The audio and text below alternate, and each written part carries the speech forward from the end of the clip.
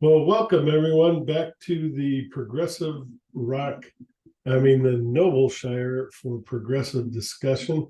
See, I still haven't gotten used to that name, but it is a beautiful place to be. And today we have the wonderful Hayley Griffiths with me, and been wanting to talk to her for quite some time now. She was in Karnataka, and she'll talk about some of the bands she was in. But now she's on her own, and she has a brand new band of her own, a rock band, and she's also doing her Celtic music, which is brilliant, which is fantastic. So she's got two albums out, Melanie, the rock album, and then Far From Here, the Celtic album. And most people can't even put out one album a year. She's put out two, so hats off for that. But welcome, Hayley, and you, if you want to say hi or. Yeah, thank you so much for having me. Like, I really super appreciate it. As you can probably hear, my voice doesn't sound like me. It's not an imposter. I'm just losing my voice. I think after we've been on tour recently, and since coming back from tour, I think I put all my energy and all my focus into the tour, and avoided I got two children, avoided all the illnesses, and then as soon as the tour stopped, I just got everything, and it's taking its toll. So I'm sorry this interview's going to sound rather weird and squeaky, but I'll do my best. No, she sounds great, and yeah, I gave her a chance to do this another time, but she's a trooper, and when she makes a commitment, she sticks with it, and that is wonderful. She really is a fantastic artist. So tell us a little bit. Your past is very well known and broad, but tell us a little bit about how you're meshing the rock with the Celtic, and what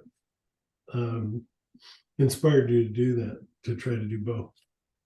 Okay, so in January, on the same day as you kind of mentioned, I released two albums, Melanie and Far From Here.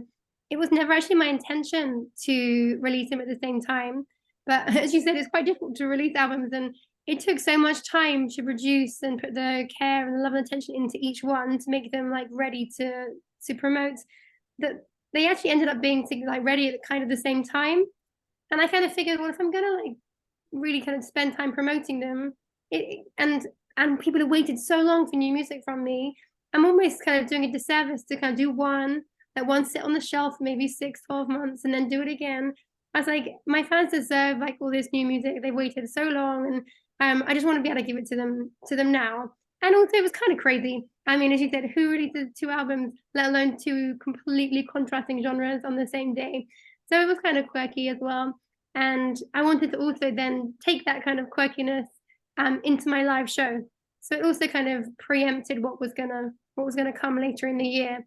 And actually, my live touring show, I'm kind of in a quandary at the moment. So I was always going to say my 2023 touring show has this Act One. I like it to be quite theatrical and glamorous. And Act One, as such, was like a Celtic presentation, like more of an acoustic-y kind of show. And then the second half is like my rock show, like completely contrasting looks, contrasting music. But it's been so successful, and I was really only going to do it this year. But people really, and I was really nervous about it. But people really got it, and people seem to really love it. And now I'm wondering whether or not to keep that and make that my thing for my show in the future. So that's still like to be discussed. But yeah, because the bulk of my kind of current fan base, I would say, is probably from the progressive world, and so I wasn't quite sure how much they would appreciate the Celtic sets. So I feel like I took a massive risk, but I do feel like it paid off. I'm sure there were some people standing there thinking, "This is strange. I came to see rock Hayley, and she's singing. She's sitting down in an evening gown and singing to me this Celtic music." But overall, I think it worked. And to kind of tie in the other side of your question, like the reason why I did this craziness, is because I really wanted to be able to represent the true me. And if I go back to like the beginning of my career, I think at 18 years old, I auditioned for Riverdance. And it was actually a bit of like a surprise in some ways. I got a letter in the post. This is like how long ago it was, asking me like, further to your application, which I'd completely forgotten I'd even done. Please record these 3 songs. And so I recorded them, sent them back, and then it was quite like a long audition process, with like master classes and flying to Dublin, and when I eventually got the job in Riverdance. And then that progressed. So I spent many years touring with Riverdance, kind of all over the world, getting to perform at like the Kremlin Palace in Moscow, and for the Empress of Japan in Tokyo. We had residences in Japan, and just I had really like the most fabulous time as like a really young singer. And you're talking about obviously like you're in the States. So after I was in Riverdance, I then was in Michael Flatley's show Lord of the Dance, and spent like a good bulk of almost a decade performing in these Irish dance shows, and eventually in a show called Ragus. And with being in America, that was like my real like proper touring time. When I look back, we were on like the proper tour buses, sleeping on the buses, and having maybe like 6 cities, or sometimes even like 3 or 4 states a week.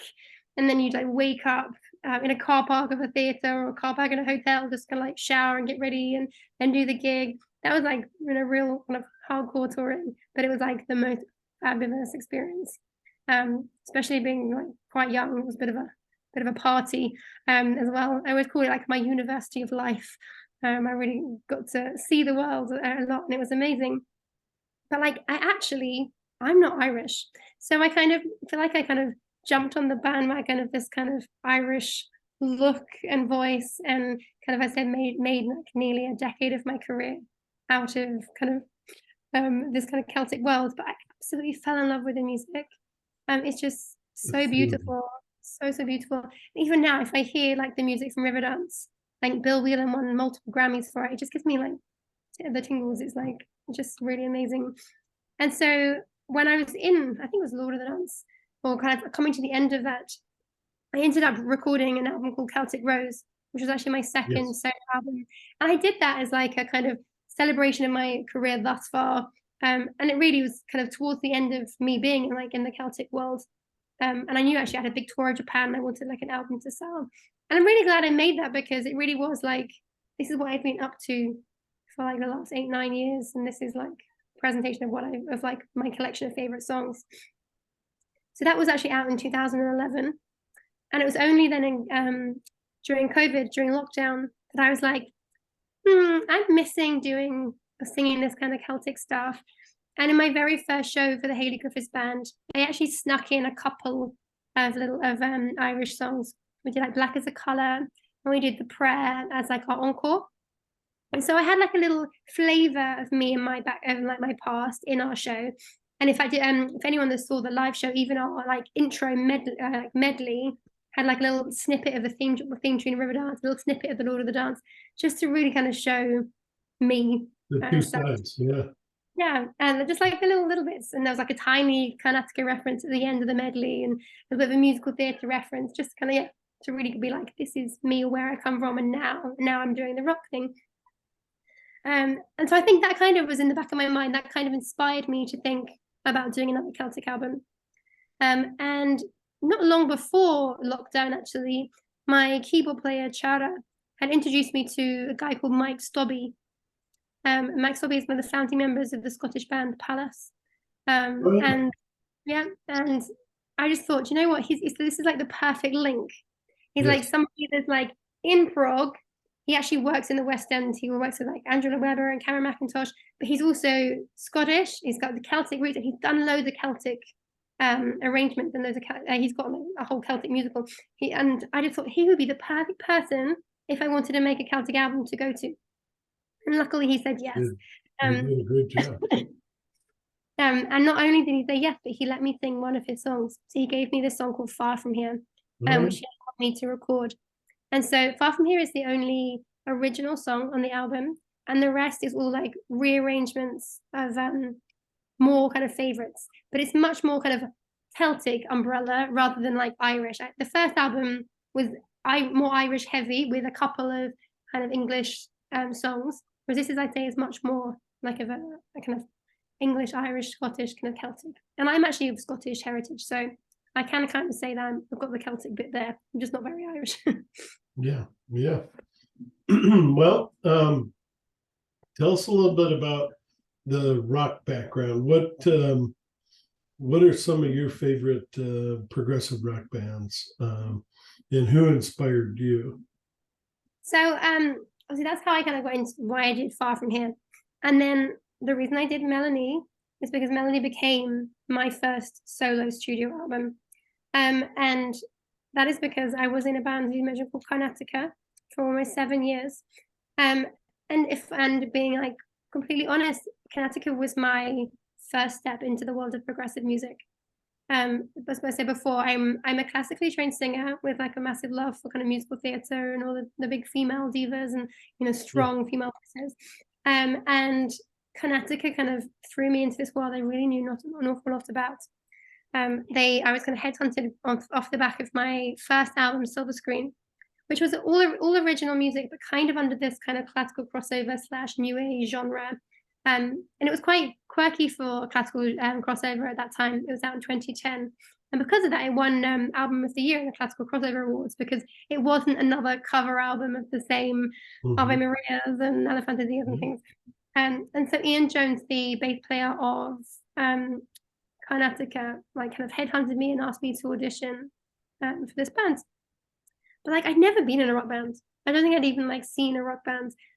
So it was like I really had to like learn on my feet. And I can really see like the progression in myself over those 7 years. Because at the very beginning, I think anyone that saw me, I was still kind of very poised and refined and doing the whole classical Celtic arms and making it very pretty. And I had to learn. I had to really like find who I am, find a different part of my voice, like a more edgy, rougher, rockier sound, and find that little growl and that little edges that you can add to your voice. I mean, I do truly believe that if you're classically trained, you can kind of adapt your voice to any styles if you have that training. Yes. So I think I'm lucky for Skilled. that. But it did take me time. Like, it's not something I think I was suddenly like great at. I did have to kind of like work at it. And then I just discovered that it's like the best thing I've ever done. I just absolutely loved it. And the more I did it, and then like we toured a lot. And I really found this love for it.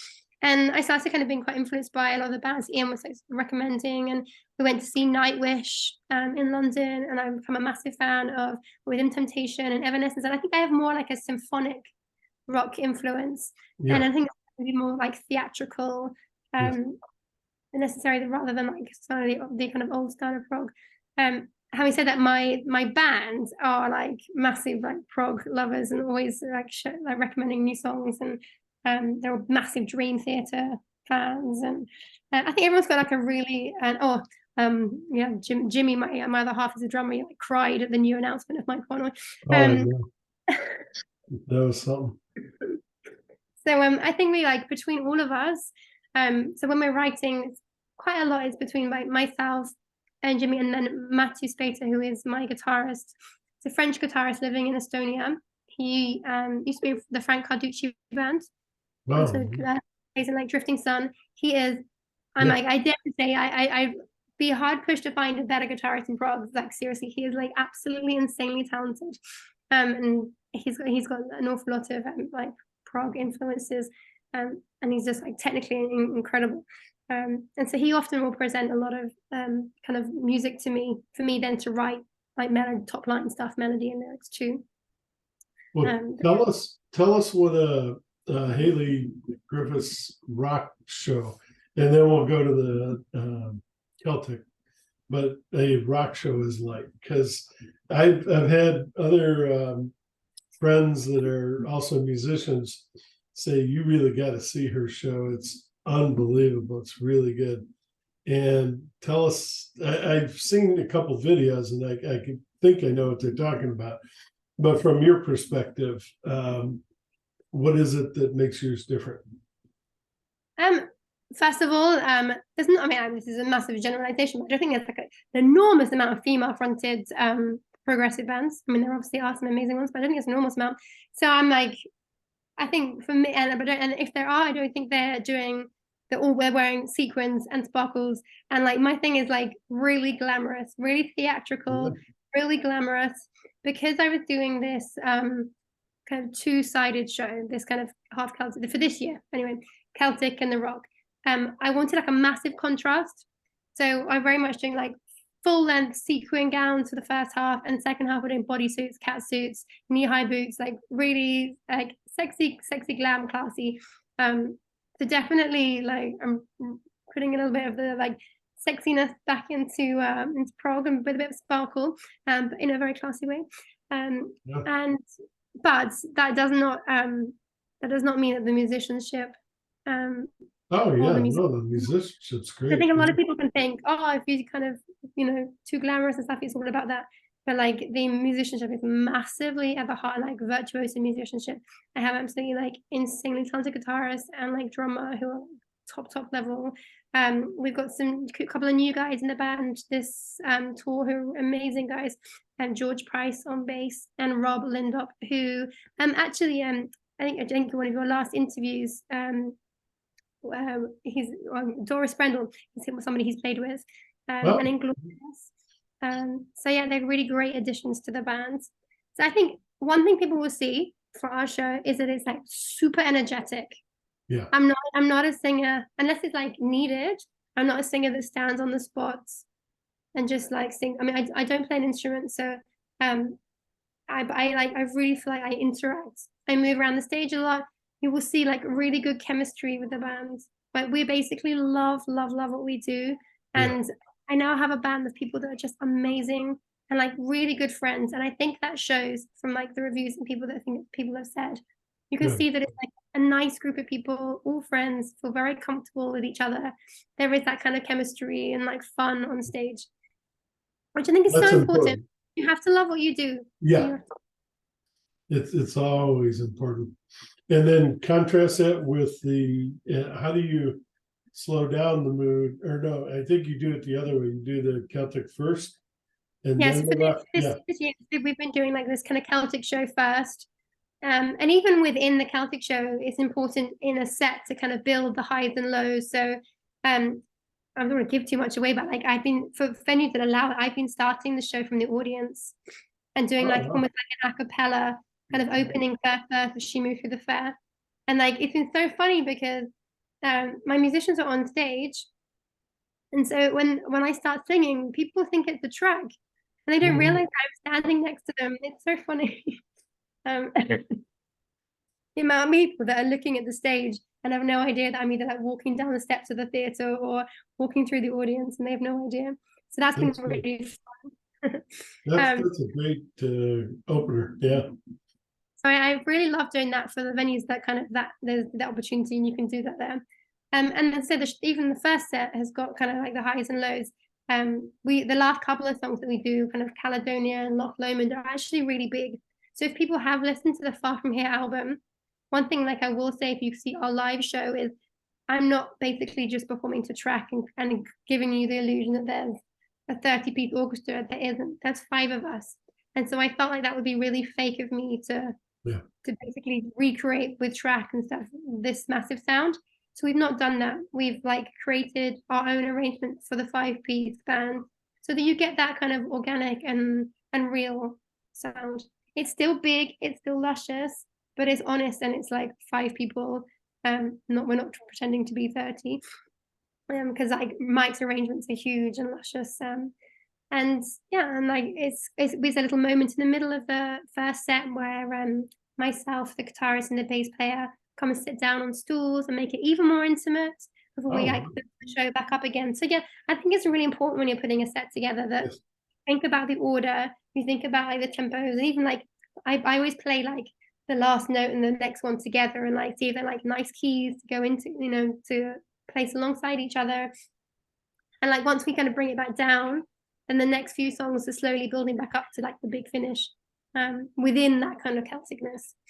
So yeah, a couple of them are really almost like kind of Celtic rock. People have said, I think like Far From Here or Caledonia, we could even put in our rock set for like, a slightly more intimate thing that wouldn't sound out of place. Excellent. All right, well, let's do this. Yeah, I'm coughing too here. All right. Let's I used to do track by track, but that gets boring.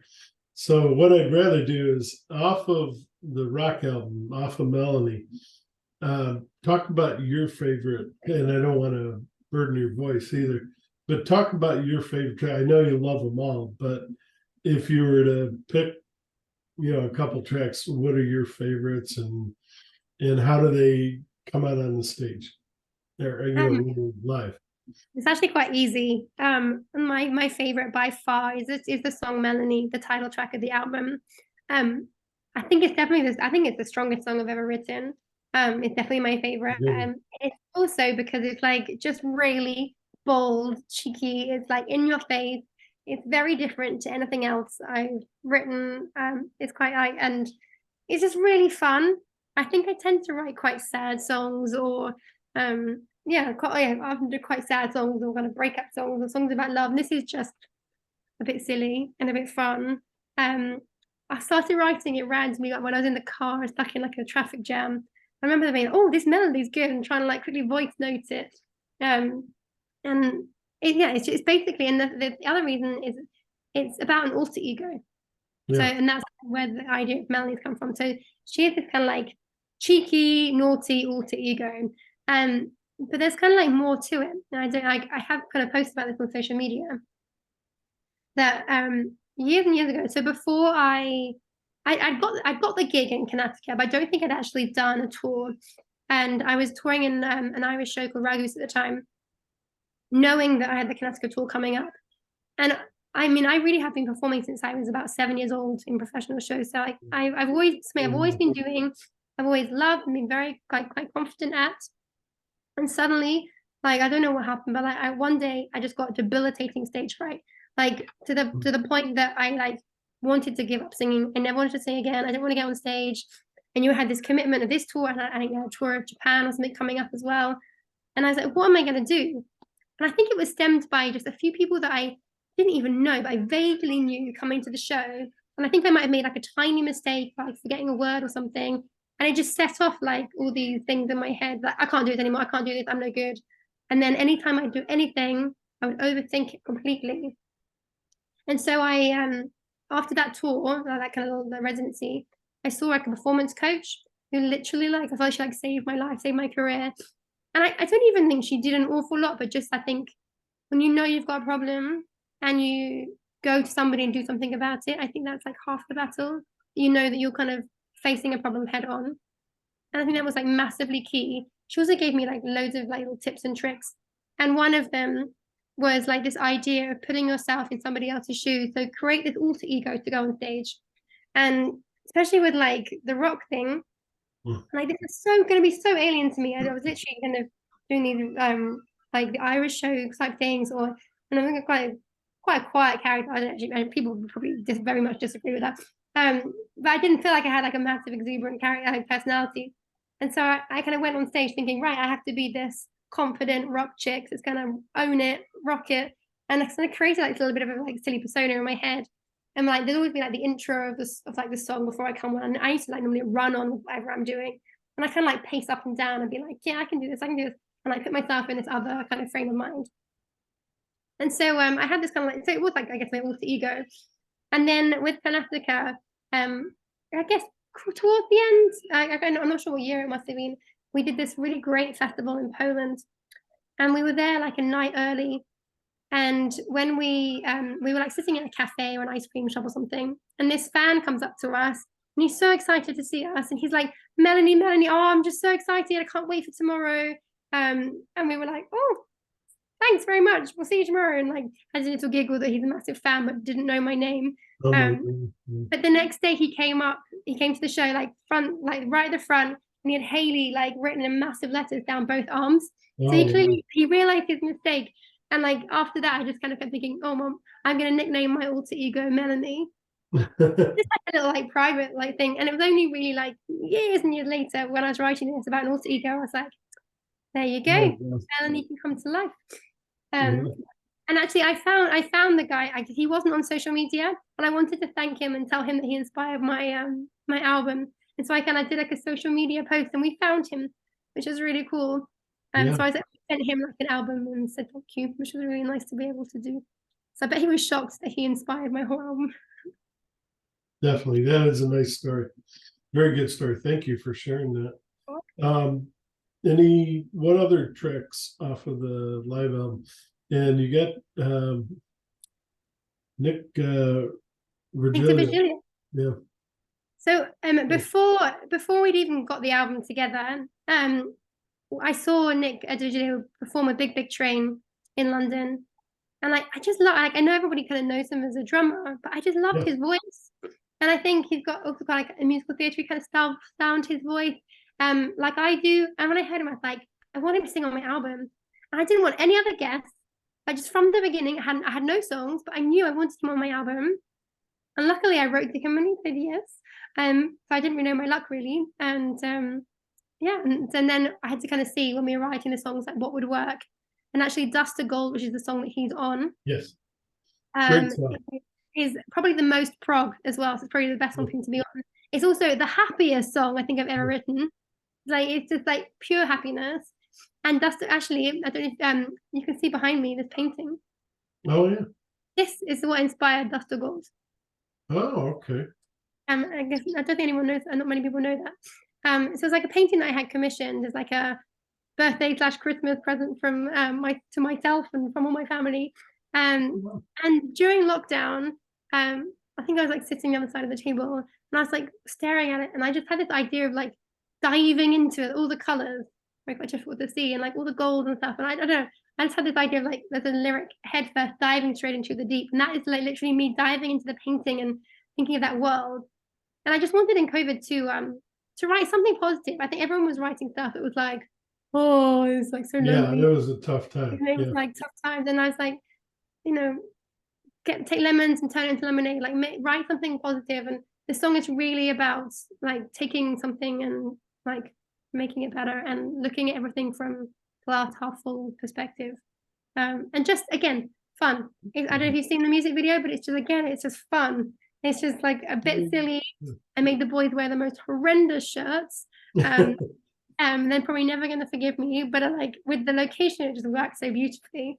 And it's just like a really uplifting, fun song. And it's made even better by getting Nick to play on it as well. Participate, definitely. Any others off of the rock album you want to talk about? So Made My Bed has a really cool like drum instrumental opening, which I'll have to get Jimmy to explain. It was influenced by, oh, maybe it's good to look for influences you have to try and pick out. You did tell me, I can't remember them now. So it's like, again, it's a little kind of quirky little bit that are a bit different that you might not necessarily have heard before. Broken Lullaby is actually it's like a lot of people That write about opener is great. Yeah. a lot of people write about mental health, but they don't often write about it from the perspective of somebody living on the other side of it, being like a friend or a family member, and how actually it doesn't just affect the person that has the illness, but it can have a massive impact on the people that love that person. And actually, that's kind of what Broken Lullaby is about, from being on the other side and being that support and that rock, but it's not always appreciated and it's not easy. So that was kind of like a slightly different approach to that song. Not always appreciated by the person that's going through it sometimes too. And that is, I've Not had just- that happen, and that's difficult. You're putting all this work into it and they don't seem to appreciate it. And they do, but it'd be nice to maybe hear, thank you. But but you're doing what you want to do. You're trying to help. Yeah. Yeah, absolutely. So that's kind of what Broken Lullaby, and that's as you said, the opening of the album, Yeah. and it's got a really big symphonic influence as well. Yes. A big kind of symphonic choir in the middle. But I think a lot of my songs go from intimate to epic. Yeah. I think that's another thing that's probably quite me in my music.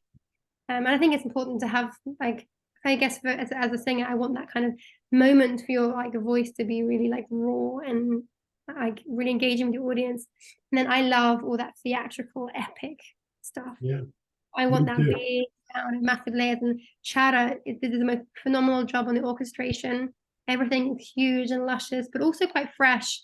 I didn't want it to be like another generic sounding symphonic kind of prog album. I think the sounds that he's used in particular in his orchestrations are really quite original and fresh, which was really important.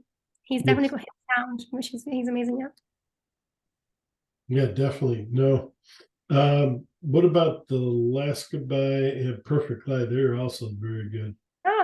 So in Last Goodbye is a really interesting composition one. So Last Goodbye is actually a song I've kind of half stolen. The verses are written by a guy called Kevin Hall. He was a pianist that I've worked with in like the corporate classical world, and he had this album called Paz, which was kind of like a jazz pop album. And he gave me a copy of his album, and unfortunately, this singer passed away before they ever released the album, so nothing really much happened. I don't think ever happened with it. It's a fabulous collection of songs. And when I was listening to it, I was like, listening to it, I think in my car, and this is like really, I don't really bold of me, but I was like listening to Last Goodbye, and I was like, I can hear a chorus. Like it's a really pretty, beautiful song. Like it's like a little jazz song, and I could hear the song going somewhere else. And I said to him, I was like, can I play around with this song? Would you let me? And luckily he did. And literally, I think all we've really left of his original song is about 4 or 5 lines, a couple of the verse, couple of maybe just like the first few lines at the beginning, and like 2 lines in the middle, and the rest we literally took the idea of those first 4 and just turned it into a completely different song. Added a pre-chorus, added a chorus, added the bridge, like everything. So I would be really interesting for people to kind of see the two. It's like 2 completely different songs, but inspired by this song called "Last Goodbye" by Kevin Hall. And I'm just lucky he let me chop his song up. To me, that reminds me of the new Beatles song. I mean, there's probably so many of these songs, not just Beatles, but other bands, no one's ever heard. And if somebody would just take the time, put it together, look at how well that's doing. But yeah, look at what you did with this song